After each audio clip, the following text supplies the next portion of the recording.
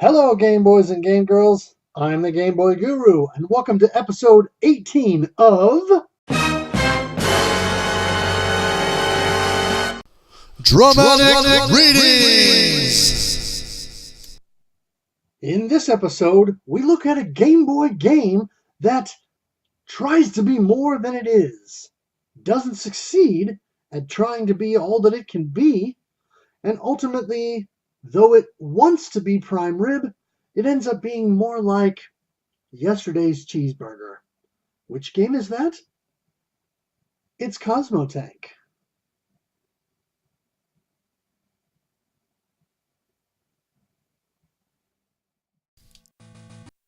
In the year of our Lord, 2018, Atlus is known for two things.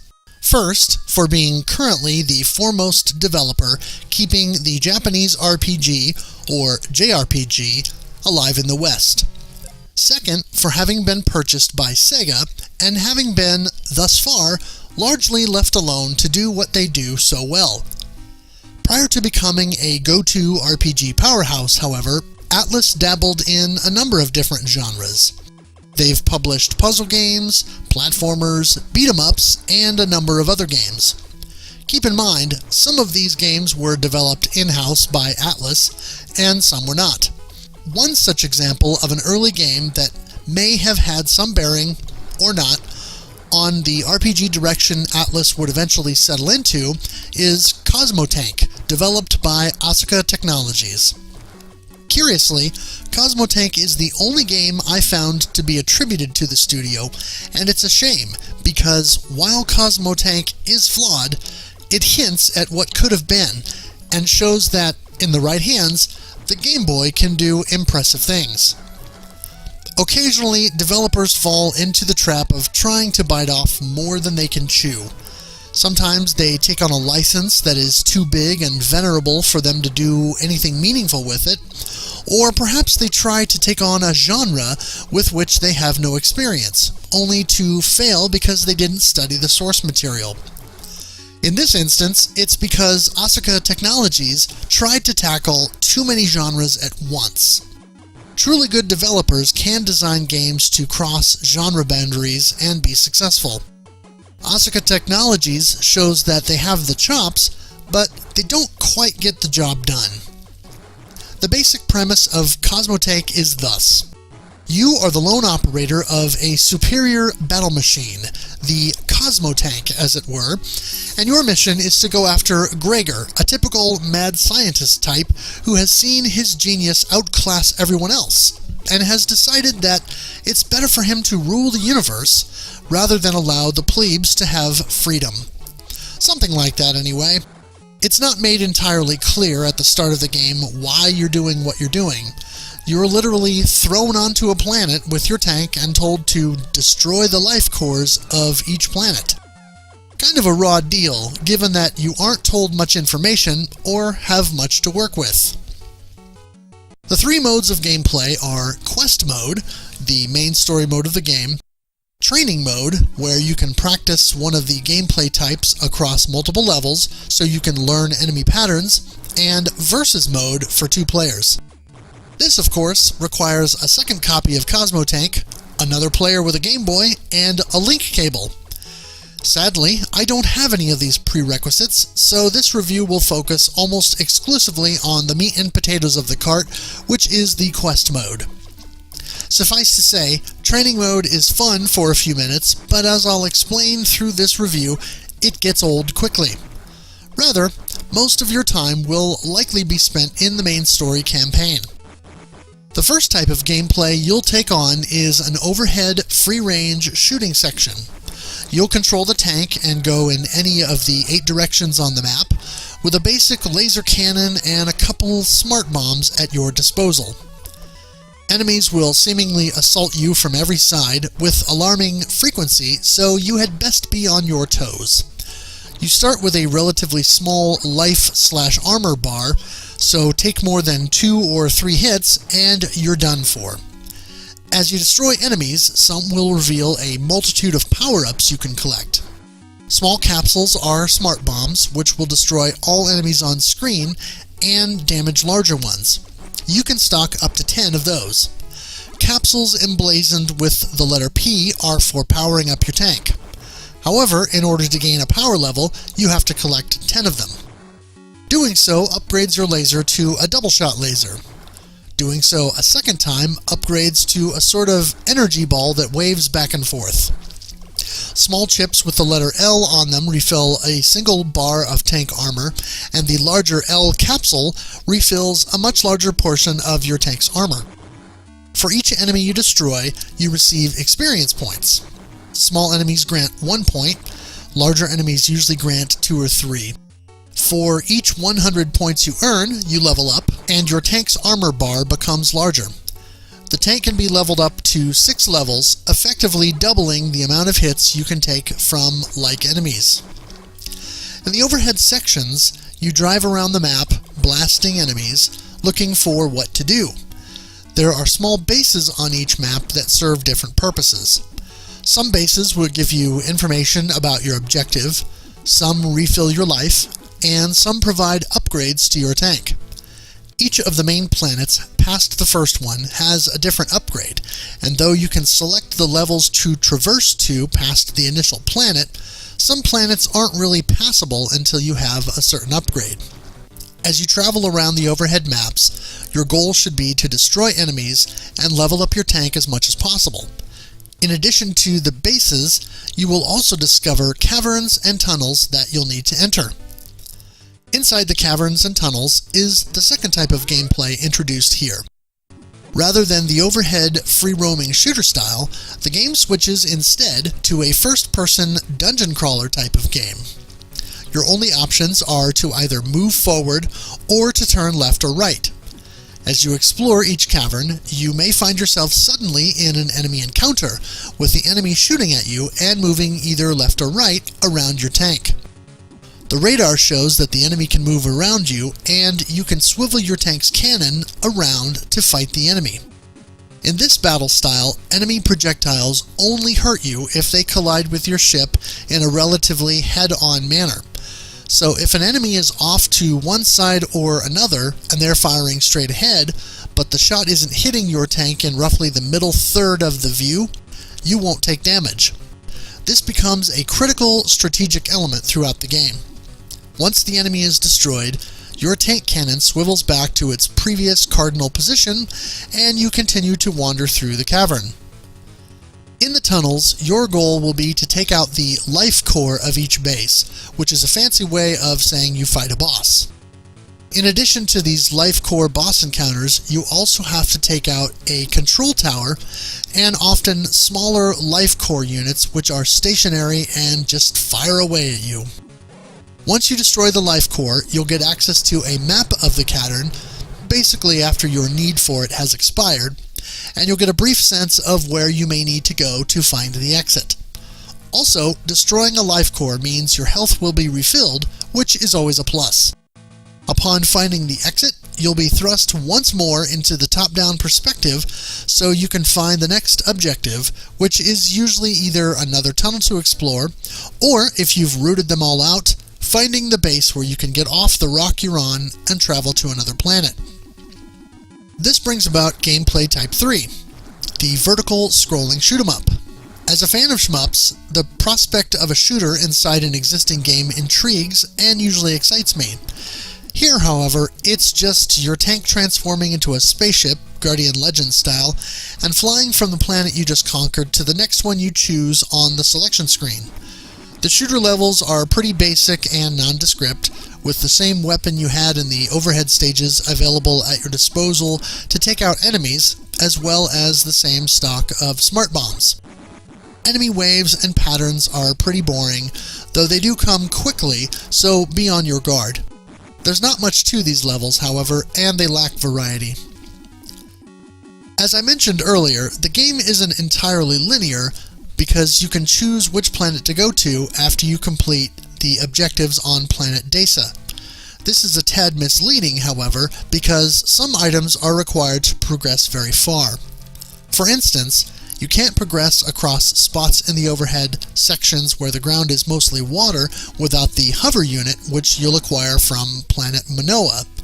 And you need the shield unit obtained from planet Gedum in order to drive over places where the ground looks broken.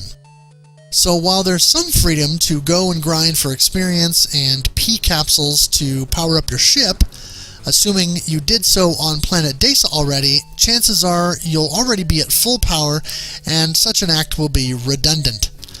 I will say, you'll stand little chance of success if you try to go after planet DN1 without the other upgrades, however, especially the pulse unit from planet Aquel, which allows you to charge up your main shot to a powerful energy ball. This becomes essential for boss encounters later on. There are a couple additional mechanics thrown in for good measure. One is on planet Aquel with a secondary boss fight. Taking the form of the overhead tank sections, you fight a large lobster-like creature that throws dual boomerangs at you. Assuming your main laser is fully powered up, you can make quick work of him, though his pattern does take a bit to discover. It's similar to the other overhead tank sections, except that you're confined to a single screen, there's no background, and it's literally just a dark screen with you and the boss.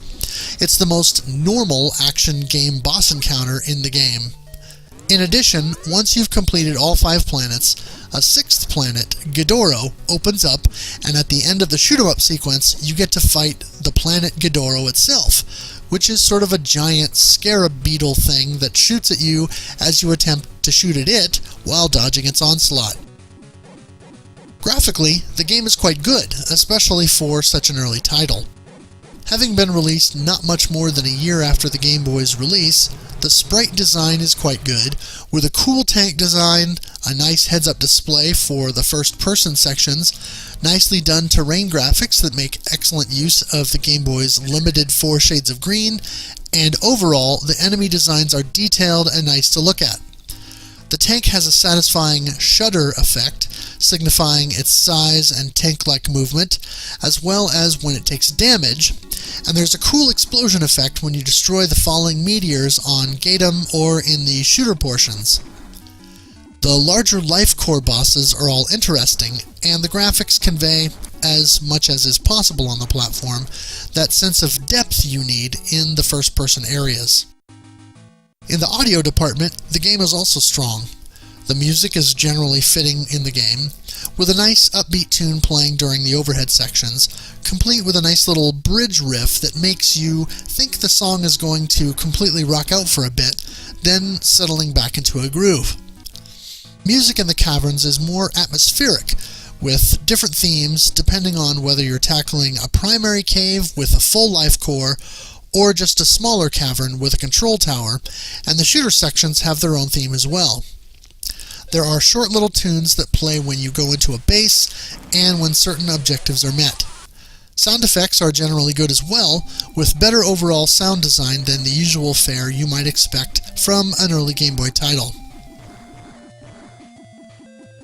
By this point in the review, some of you may be wondering, with all that I've described, how can this not be the greatest Game Boy game of 1990? I can answer that with a single word: execution. The scope of this game's design is impressive. With everything Asuka Technologies attempted to do, it's easy to take this game's size and scope and see it as a win. However, none of the elements in the game are fully realized and end up being a bit half-baked. The overhead sections play fine, but the limited enemy patterns and endless waves coming at you is a cheap mechanic that substitutes for better designed enemy encounters. Some of the enemy wave patterns are cheap and will inevitably result in taking damage. Yes, you can get L chips and L capsules to refill, and there are bases where you can refill life, but practically forcing you to take damage due to a combination of endless enemies and sluggish, awkward tank movement is hardly good design. The first-person sections are better, with the kind of atmospheric, sparse design you want, fewer enemy encounters and all, but the mazes are a bit pedestrian, and the non-boss life cores and control towers are completely devoid of any challenge due to the middle third hitbox I mentioned earlier. Shoot and dodge ad infinitum until the core is destroyed. It seems more like an empty sub-boss fight than if it was just a stationary object for you to destroy. The shooter portions are also pretty sparse and underwhelming. They don't have interesting enemy patterns, and aside from the cool meteor explosion effects I mentioned, are hardly noteworthy, especially since there's only one of them, just prior to Planet Ghidorah, that culminates in a boss battle. In addition to the stunning mediocrity of each gameplay type's implementation, there are also additional flaws that weigh the experience down. If you die in either the overhead or first-person sections, you lose all your weapon and health upgrades. Despite the fact that you have to grind to achieve these upgrades, one death and it's back to square one, much like a shoot-'em-up game from the same era. Because of the possibility of taking damage during a life core encounter, your best bet is to go grinding in the overhead area to get back to full health and laser upgrades, because otherwise, even the smaller life core and control tower fights will take a long time, because you'll be pelting those units with the weakest cannon in the game. Another oddity, your laser maxes out at level 3, but you can still collect up to 9 power capsules above that, though it has no additional effect to your weapon's power. It's unfortunate that the development team didn't see fit to make weapon and or health upgrades stay with you after a couple planets, so you're not back to a beginner power level when you die. There are enough objectives to complete in this game that the lack of a save or password system hurts it quite a bit. If you sat down to play through this game, you could probably do the whole thing in under an hour, assuming you know all the tricks, but as a portable game, especially one that has you grinding for power-ups, with as much as there is to do to complete each planet, it would have been nice to have a password system at a bare minimum, so you could play through a planet, complete its objectives, and then have that password to go back to. If this were on the NES, it would be less an issue, but as a portable experience, that should have been part of the design concept. If that wasn't enough, there's no way to pause the game during boss encounters, either in first person, during the lobster sequence, or during the first-person enemy encounters. Once you're engaged in those battles, it's all or nothing. This is a relatively fatal flaw in my estimation, because you're talking about a game designed for a portable system that may need to be paused at any time due to the times when one might be playing a game like this. It's a rather egregious omission that just puts the sour cherry on top of the bitter sundae. Despite the game's flaws, it has its fans. I read through a couple reviews that highly praise the game for its use of multiple styles, excellent graphics, and sound design. I can't fault those sentiments because I echo them. But when you cross genres like this and none of the elements you present are fleshed out enough to feel fully realized, it lowers the excitement and hampers the overall experience. Add the additional design flaws or omissions, and the entire package comes out half-baked. Had Asuka developed this game for the NES and added the other elements and refined it somewhat, I think it could have been a game that is as fondly remembered as something like Blaster Master. There's so much potential here, but it's unfortunately squandered by the game's inherent shortcomings. Having said all that, there's fun to be had here, and if you can pick up a copy for $5 or less like I did, you might still get a kick out of it. Don't be suckered into paying much for it though, because the final product probably isn't worth laying out much cash for in order to experience.